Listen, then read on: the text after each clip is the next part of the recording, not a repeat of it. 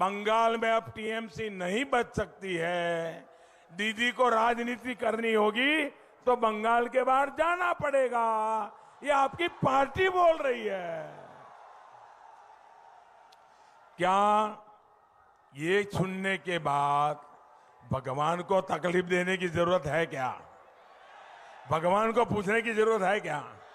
आपको भी समझ आता है कि नहीं आता है? आपको भी पता चलता है कि नहीं चलता है दीदी हार रही है? आप बताइए, आपको लगता है कि नहीं लगता है? आदरणीय दीदी, ओ दीदी,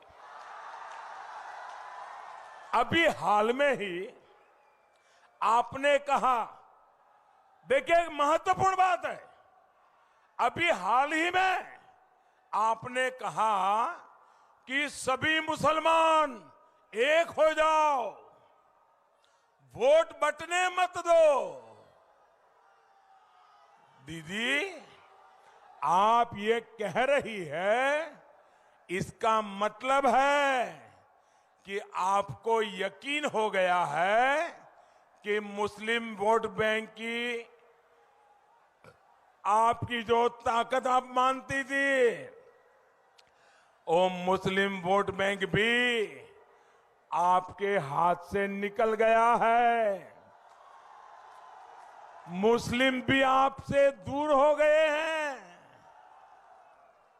आपको पब्लिकली ऐसा कहना पड़ रहा है, इसी से पता चलता है कि आप इलेक्शन हार गई है। आदरणीय दीदी, ओ दीदी,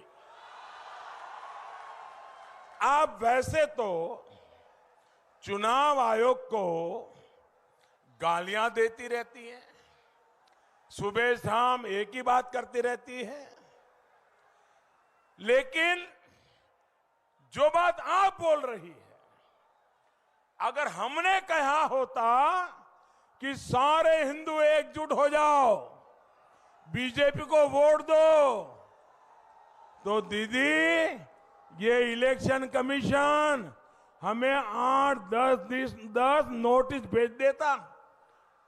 प्रधानमंत्री को भी नोटिस आती, अध्यक्ष को भी आती, उम्मीदवार को भी आती।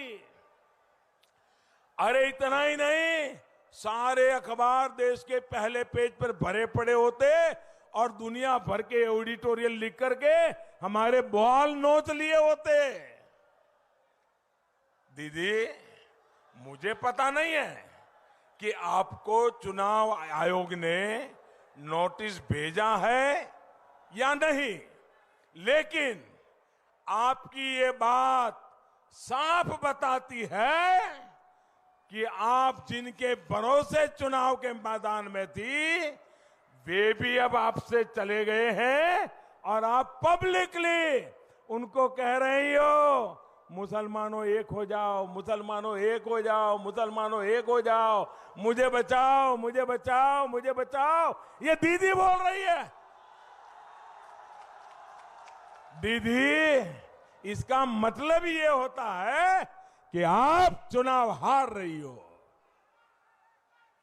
दीदी, जिस चुनाव आयोग ने 2 बार चुनाव करा करके आपको मुख्यमंत्री बनाया, आज आपको उस चुनाव आयोग से ही दिक्कत होने लग गई।